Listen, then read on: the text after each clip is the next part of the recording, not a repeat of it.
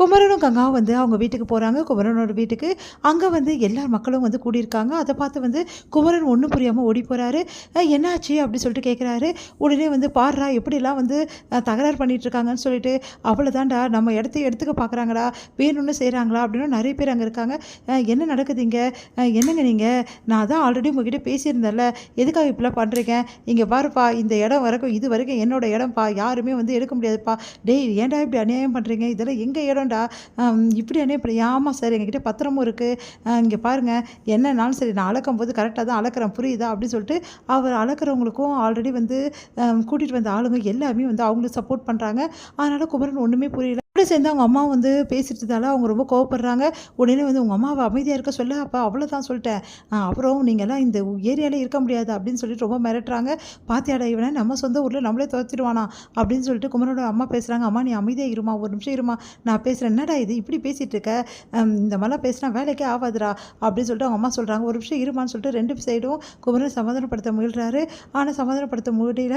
அப்படியே பார்த்துட்ருக்காங்க. கங்கா ஒன்றும் புரியாமல் ஒரு ஸ்பீடில் வந்து செமையாக வந்து சண்டை வந்துடுது. அதுக்கப்புறம் பயங்கரமாக கை கலப்பாயிடுது. இதெல்லாம் பார்த்த கங்காவும் அதுக்கப்புறம் குமரனோட அம்மா ரொம்ப பயந்துடுறாங்க. வந்து அந்த டைமில் காவேரி விஜயும் வந்து நடந்து வந்துட்டுருக்காங்க. எல்லா இடமும் சுற்றி பார்க்கலாம்னு சொல்லிட்டு காவேரி கூட்டிகிட்டு வந்துட்டுருக்காங்க. அப்போ கரெக்டாக அங்கே ஒரு பெரிய கூட்டம் நடக்குது பார்த்துட்டு, என்னாச்சு அங்கே அப்படின்னு சொல்லிட்டு காவேரி பார்த்துட்ருக்காங்க. என்ன பார்க்குற அப்படின்னா, இல்லை இது எங்கள் அத்தை வீடு, ஏதோ பிரச்சனை நடந்துட்டுருக்கு அப்படின்றாங்க. உங்கள் அத்தை வீடா, உன் ஊருக்கு வந்தாங்களா அவங்களா, ஆமாம் அவங்க தான், நான் தான் அவங்க வீட்டுக்கு கூட்டின்னு போக சொன்னேன், நீ தான் மாட்டேன்னு சொல்லிட்டேன், இப்போ பார்த்துட்ருக்க அப்படின்னு, என்னவோ பிரச்சனை நடக்குதுங்க வாங்க போகலாம் அப்படின்னு சொல்லிட்டு ரெண்டு பேரும் போகிறாங்க. பார்த்தா வந்து குமரனை வந்து அடிக்கிற ஆளுங்களாம் வந்து நிறைய பேர்லாம் வந்து என்ன பண்ணுறாங்க, அடிக்கிறதுக்கு பார்க்குறாங்க. அந்த டைமில் கரெக்டாக விஜய் வந்து அதை போய் ஓடி போய் தடுக்கிறாரு.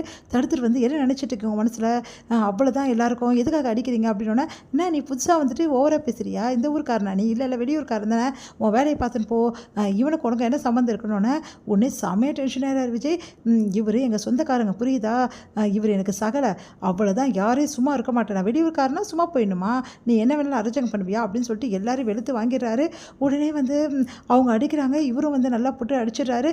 இங்கே பாருங்கள் தேவையில்லாதான் பண்ணியிருந்தீங்க, அப்புறம் அவ்வளோதான், ஒரு நிமிஷம் இருங்க அப்படின்னு சொல்லிட்டு உடனே வந்து உங்களுக்கு என்ன பிரச்சனை, நிலம் அளக்கிறது தானே, நிலம் அளந்தால் நீங்கள் என்ன வேணாலும் பண்ணிடலாமா, உங்கள் அடிச்சதுக்காக என்னால் அளக்க முடியாது, இதுக்குன்னு ரூல்ஸ் அண்ட் ரெகுலேஷன் இருக்குது, நான் ஆல்ரெடி இந்த லைன்ஸில் தான் இருக்கேன் புரியுதா அப்படின்னு சொல்லிட்டு ஒரு நிமிஷம் இருங்க அப்படின்னு சொல்லிட்டு ஃபோன் போடுறாரு. ஃபோன் போட்டு பேசுகிறாரு மேலதிகாரிகிட்ட. அவங்க வந்து ஃபோனில் வந்து சொல்கிறாங்க, என்ன நினச்சிட்ருக்கீங்க மனசில், இப்போல்லாம் எதுக்காக வந்து இல்லீகலாக வந்து பண்ணுறீங்க, அதெல்லாம் வந்து பண்ணக்கூடாது அப்படின்னு சொல்லிட்டு அவங்களுக்கு இன்ஸ்ட்ரக்ஷன் கொடுக்குறாங்க. உடனே அவங்கள சாரி சார் அப்படின்னு சொல்லிட்டு, சரிங்க கரெக்டாக நாங்கள் அளந்துட்டோம், இதுக்கப்புறம் உங்களுக்கு எந்த பிரச்சனையும் வராது அப்படின்னு சொல்லிட்டு போயிடுறாங்க. இதெல்லாம் பார்த்துட்டு சார் ரொம்ப தேங்க்ஸ் சார் அப்படின்னு சொல்லிட்டு சொல்கிறாரு நம்ம குமரன் விஜய்க்கு. பரவாயில்ல நல்ல தம்பி, கரெக்ட் டைமுக்கு நீங்கள் வந்தீங்க, இல்லைன்னா அவ்வளோதான், அந்த பாவிங்க என் பிள்ளைய ஒரு வழி பண்ணியிருப்பானுங்க, பாவம் எப்படி அடிபட்டுச்சு பாருங்க அப்படின்னு சொல்லிட்டு குமரனோட அம்மா வந்து மனசு கஷ்டப்படுறாங்க. ரொம்ப தேங்க்ஸ் அப்படின்னு சொல்லிட்டு ஓடி போய் தேங்க்ஸ் சொல்கிறாங்க. பரவாயில்லைங்க இருக்கட்டும், வாங்க வாங்க உள்ளே வாங்கன்றாங்க. உடனே இதை பார்க்குற கங்கா வந்து பதறி போகிறாங்க. சரின்னு சொல்லிட்டு குமரனை வந்து அப்படியே கையை தாங்களா உள்ளே கூட்டிகிட்டு போகிறாங்க. நம்ம விஜயம் உள்ளே கூட்டிகிட்டு போகிறாங்க. வாங்க தம்பி இதுதான் எங்கள் வீடு அப்படின்னு சொல்லிட்டு அவங்க அம்மா வந்து ரொம்ப சந்தோஷப்படுறாங்க. நீங்கள் வந்தது எங்களுக்கு ரொம்ப சந்தோஷம், எப்படி நீங்களும் ரெண்டு பேரும் வந்தீங்க அப்படின்னு சொல்லிட்டு குமரன் கேட்குறாரு. ஆமாம் நாங்கள் ரெண்டு பேரும் நேற்றே வந்துட்டோம் அப்படின்னு சொல்லிட்டு சொல்கிறாங்க. அப்படியா, எங்களுக்கு யாருமே சொல்லலை அப்படின்னு சொல்லிட்டு குமரன் சொல்லிட்டு இருக்காரு. அடுத்து வந்து கங்கா என்ன பண்ணுறாங்க, விஜய் கிட்ட வந்து நன்றி சொல்கிறாங்க. அதை கேட்டு சந்தோஷப்படுறாங்க நம்ம காவேரி. இதர முடியுது.